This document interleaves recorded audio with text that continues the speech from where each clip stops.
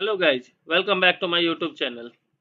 तो आज हम सीखेंगे गूगल अर्थ में कौन-कौन से नए-नए अपडेट्स आए हैं और उन अपडेट्स का क्या यूटिलाइजेशन है और वो हमारे अपकमिंग प्रोजेक्ट्स में या फिर हमारे किसी भी काम में क्या-क्या हेल्पफुल हो सकते हैं। तो सबसे पहले हम यहाँ पे अपना गूगल अर्थ ओपन कर लेंगे, ठीक है? तो जैसा कि आप अपने स्क्रीन में देख सकते हैं, मैंने यहाँ पे अपना गूगल क्रोम ओपन कर लिया है। गूगल क्रोम में हमें यहाँ सबसे पहले जाके यहाँ पे अपना गूगल अर्थ सर्च कर लेना है।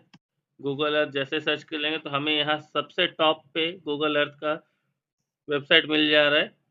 तो गूगल अर्थ के वेबसाइट पे अपने को यहाँ क्लिक करना है। जैसे आप क्लिक करेंगे तो ये विदिन 2 से 4 सेकंड के अंदर अपना गूगल अर्थ का डेस्कटॉप मोड ओपन हो जाएगा, ठीक है? ये सारे फंक्शन मैं आपको लैपटॉप में दिखा रहा और ये ब्राउज़र में ही जो भी अपडेट्स आए हैं, अभी ब्राउज़र में ही हैं। अगर आपके पास इनबिल्ट गूगल अर्थ का सॉफ्टवेयर इंस्टॉल है तो आप उसे अपडेट कर लीजिए और ये अभी मोबाइल वर्ज़न में अवेलेबल नहीं है। मैं आपको दोबारा रिपीट कर रहा हूँ कि मैंने ये सारे फ़ंक्शन गूगल अर्थ के डेस्कटॉप वर्ज़न में यूज़ किए हैं।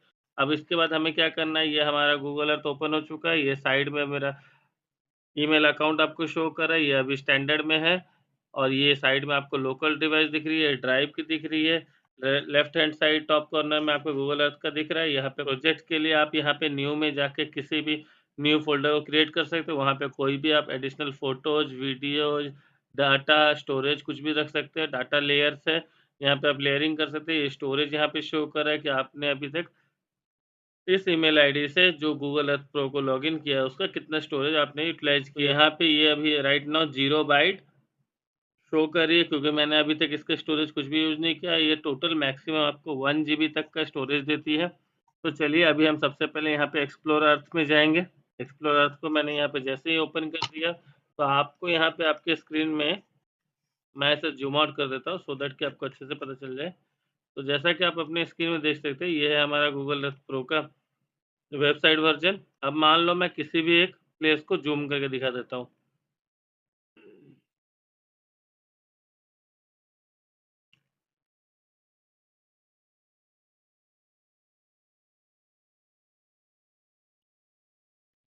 तो आप अभी देख सकते हो मैंने यहाँ पे विदिशा जो उनकी सिटी है मध्य प्रदेश की, उसे मैंने ज़ूम इन कर दिया। जैसा कि मैंने आपको वीडियो की स्टार्टिंग में बताया था कि गूगल अर्थ प्रो में कुछ नए अपडेट्स आए हैं, जो कि आपको आपके आने वाले वर्क में बहुत ही हेल्पफुल हो सकते हैं। तो वो सारे नए अपडेट्स क्या-क्या हैं, तो उससे पहले हम इसे बैक टेस्टिंग कर लेंगे कि हमारे पास पुराने में क्या-क्या थे। तो सबसे पहले ये फाइल का ऑप्शन है, ये आपको पुराने वाले में मिल जाएगी। इसमें भी वही same all map project, new project, import, local KMZ, open local map, उसके बाद आपको एडिट का ऑप्शन है, अगर आप कुछ भी एडिट करते हो, देन व्यू का ऑप्शन है। अगर आपको ग्रिड लाइन देखना है तो आप यहाँ पे क्लिक करिएगा तो ये आपको डायरेक्टली ग्रिड लाइन शो कर दे रही है, ठीक है? उसके बाद आपको हिस्टोरिकल इमेज दिखा देखना है तो इसके लिए मैंने अपने प्रीवियस वीडियो में बता दिया, आप वहाँ से जाके चेक कर सकते हैं। स्ट्रीट व्यू देखना है, आप यहाँ पे शो स्ट्रीट व्यू में क्लिक करो और आप यहाँ पे किसी भी एरिया का स्ट्रीट व्यू देख सकते हो। लेट्स सपोज़ मैं यहाँ क्लिक करूँगा और इसका स्ट्रीट व्यू अगर देखना चाहूँगा, तो ये विदिन कुछ ही सेकंड्स के अंदर यहाँ पे इसकी स्ट्रीट व्यू ओपन हो जा रही है, ठीक है? इससे मैं आपको फॉरवर्ड, इससे बैकवर्ड, ये दोनों चीज़ें आप कर सकते हो। अब यहाँ हम इसे बैक कर देंगे। उसके बाद अपने यहाँ पे थर्ड में ऑप्शन क्या था? बेस मैप सेटिंग कि आप इस बेस मैप को किस हिसाब से सेटिंग करना चाहते हो? सैटेलाइट के हिसाब से करना चाहते हो या फिर नॉर्मल मैप जो रोड्स की मैप होती है उसके हिसाब से करना चाहते हो? तो मैं इसे सैटेलाइट के हिसाब से करना चाहता हूँ। ये सारे फंक्शन हैं जो कि हम यहाँ पे अपने पुराने वाले में भी देख सकते हैं। अब हमारा टॉपिक ये आता है कि नए कौन-कौन से फंक्शन हैं जो इसमें ऐड हुए हैं, ठीक है? तो आप यहाँ पे सबसे पहले आप गूगल अर्थ के यहाँ पे टूल्स के ऑप्शन में देखिए, यहाँ पे एक ऑप्शन है क्रिएट इमेज, ठीक है? इसके साइड में आपको यहाँ न्यू लिखी दिख रही है। यहाँ आपको क्रिएट इमेज में क्लिक करना है। क्रिएट इमेज में क्लिक करने के बाद आपको यहाँ पे ये पूछ रहा है नीचे कि आप इस एरिया में क्या क्रिएट करना चाहते हैं। आप यहाँ पे कुछ भी आप लिख के इस इमेज को क्रिएट कर सकते हैं। जैसे मान लो मैं यहाँ पे लिखता हूँ make a restaurant in A vacant place having 5 story building and parking space also available, ठीक है?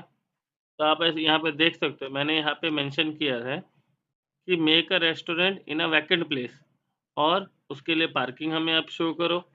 तो अब इस इमेज के हिसाब से ये ऑटोमेटिकली जनरेट करके बताएगा, जिस इमेज में जो भी एरिया या जो भी लोकेशन खाली है, उस लोकेशन में ये अब हमें एक रेस्टोरेंट, एक पार्किंग एरिया क्रिएट करके देगा, सो दैट कि आपको भी पता चल सके कि ये जो क्रिएट इमेज के फंक्शन को आप कैसे यूटिलाइज़ कर सकते हैं। ठीक है?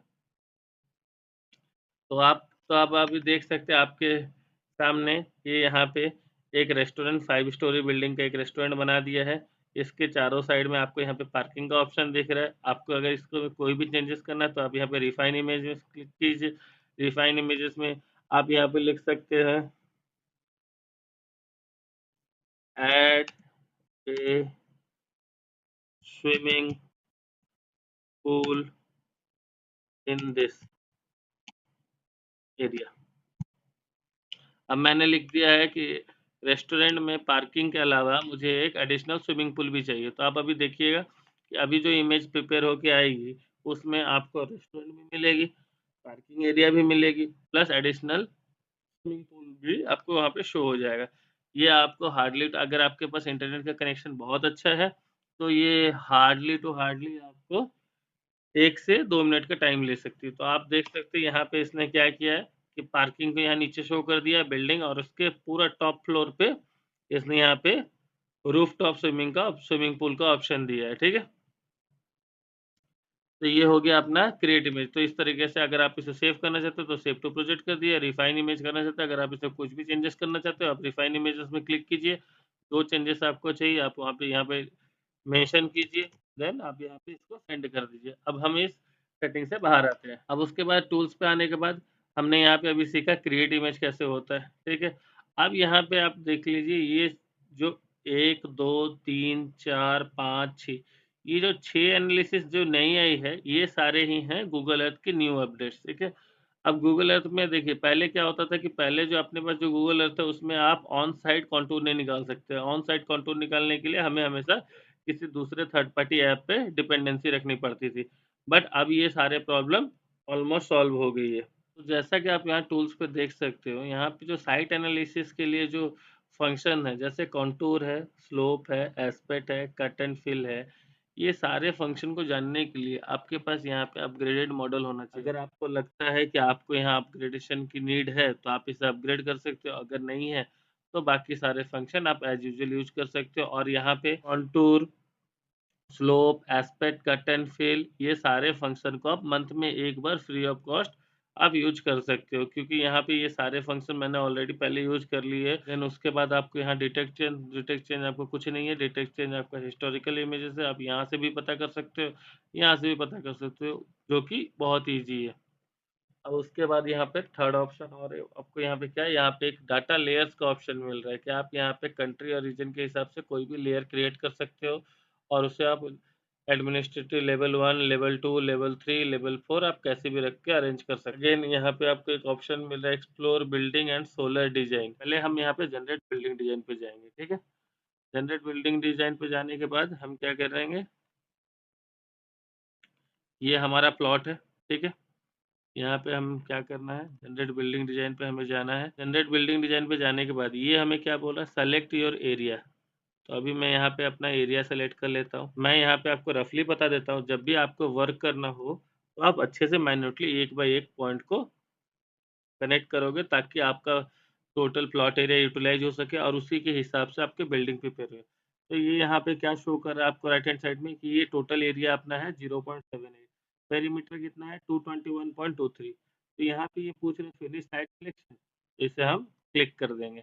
अब जैसे क्लिक करेंगे तो ये हमें पूछ रहा है confirm your site and zoning, क्योंकि ये एरिया इतना है। अब यहाँ ऐड ज़ोनिंग रिक्वायरमेंट, तो ये क्या हो सकता है कि यहाँ पे आपको बिल्डिंग्स कैसी चाहिए, मैक्सिमम बिल्डिंग कवरेज रेशियो चाहिए, मैक्सिमम फ्लोर एरिया रेशियो चाहिए, मैक्सिमम हाइट चाहिए, मिनिमम ओपन स्पेस रेशियो चाहिए। तो ये बिल्डिंग का टाइप पूछ रहा है, मैं यहाँ पे मैक्सिमम हाइट दे देता हूँ, आप अपने हिसाब से कुछ भी दे सकते हो, ठीक है? यहाँ पे सेकंड ऑप्शन क्या है, यूज़ टाइप, कि आप ये जो बिल्डिंग बना रही है इसका यूज़ क्या है? क्या आप ये रेज़िडेंशियल है, कमर्शियल है, कम्युनिटी है, कि क्वार्टर्स है, क्या है? तो आप इस तरह से, मैं यहाँ पे रेज़िडेंशियल मैंने यहाँ पे मेंशन कर दिया, रिटेल शॉप ज़रूरी है, कम्युनिटी ज़रूरी है। अगर आपको इसमें और भी कुछ ऐड करना है, तो आपको ऐड यूज़ टाइप में मेंशन करना है। आप यहाँ पे एजुकेशन के लिए आप यहाँ एजुकेशन भी ऐड कर सकते हैं, नहीं देन यहाँ पे रेज़िडेंशियल के लिए आपको यहाँ पे क्या है, कितने यूनिट्स आप देना चाहते हैं रेज़िडेंशियल के लिए। लेट्स सपोज़ आपको 1 यूनिट चाहिए तो 1 दे दो, 2 यूनिट चाहिए तो आप 2 दे सकते हो। पार्किंग स्पेस आपको कितना होना चाहिए रेज़िडेंशियल प्लॉट में? 100 पर 100 मीटर स्क्वायर पे आपको कितना एरिया चाहिए, तो आप यहाँ पे मेंशन कर दोगे। लेट्स सपोज़ मुझे 10 चाहिए तो मैं यहाँ पे 10 मेंशन कर दिया। डिटेल में अगर आपको चाहिए, कम्युनिटी में चाहिए, एजुकेशन में चाहिए, तो आप यहाँ पे उसके हिसाब से मेंशन कर सकते हो। उसके बाद आपको यहाँ पे 4th पॉइंट क्या आ जा रहा है, बिल्डिंग। तो यहाँ पे आपको ये बिल्डिंग के लिए आपको ये पूछ रहा है कि अगर आपके पास खुद की कोई बिल्डिंग की इमेजेस या टाइप है, तो आप यहाँ पे ऐड पे जाके आप डेस्कटॉप से इस पे जनरेट पे क्लिक किया एंड देन जैसे ही यहाँ पे जनरेट पे क्लिक करूँगा, लेफ्ट हैंड साइड पे ये आपको शो करे दिस में टेक अप टू 20 मिनट्स। तो ये 20 तो ये ऑलमोस्ट 20 मिनट का टाइम लेगी। इस टोटल जो वैकेंट प्लॉट है, जो मैंने यहाँ पे आपको मेंशन करके बताई है, इस वैकेंट प्लॉट पे आपको बिल्डिंग पूरी की पूरी प्रिपेयर करके बता देगी, क्या है, कैसी आपकी बिल्डिंग दिखेगी, ओपन स्पेस कितनी रहेगी, पार्किंग क्या है, ग्राउंड फ्लोर में क्या आपको दिख सकता है, एमिनिटी क्या-क्या आ सकते हैं, एजुकेशन के लिए अगर आपको यहाँ पे कुछ रखना है तो वो भी आप रख सकते हो।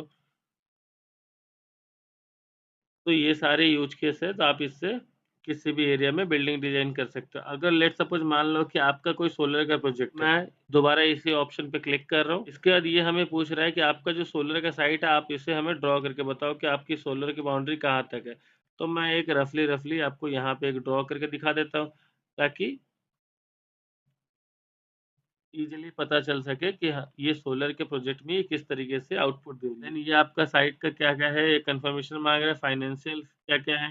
देन यहाँ पे जनरेट पे क्लिक करोगे, तो जैसे आप यहाँ पे जनरेट पे क्लिक करोगे, तो यहाँ पे अगेन लेफ्ट हैंड साइड पे सोलर फिजिबिलिटी का एक बार आपको शो कर रहा है। ये बार आपको बता देगा कि आपको ये टोटल की टोटल जो जनरेट होने में सोलर एनर्जी के लिए जो हमने यहाँ पे सेलेक्ट किया सारे पैरामीटर्स, ये सारे पैरामीटर्स को कंप्लीट होने में कितना टाइम दिखाएगा। तो ये अभी क्योंकि ये बिल्डिंग का पैरामीटर राइट नाउ अभी ये चल रही है, तो सबसे पहले ये बिल्डिंग का एरिया कंप्लीट करेगी, देन अगेन ये सोलर के एरिया को कंप्लीट करके तो इसी तरीके से आप किसी भी वैकेंट एरिया पे बिल्डिंग का प्लानिंग कर सकते हो। इवन दो आपको ऑन स्पॉट देखना है तो आप उसको भी देख सकते हो, सोलर का देख सकते हो। कॉन्टूर, कटिंग, फिलिंग, एलिवेशन ये सारे कुछ का मैंने आपको बता दिया। अगर आप फर्स्ट टाइम यूज़र हो और आपको आपने कभी भी कॉन्टूर का, स्लोप का यूज़ नहीं किया है गूगल अर्थ के अपडेटेड वर्ज़न में, तो आप इसे मंथ में 1 बार फ्री ऑफ कॉस्ट यूज़ कर सकते हो। अगर आपको कंटिन्यूअसली बार-बार चाहिए तो आप यहाँ पे right hand side top corner में अपग्रेड के ऑप्शन में जाके $250 पर मंथ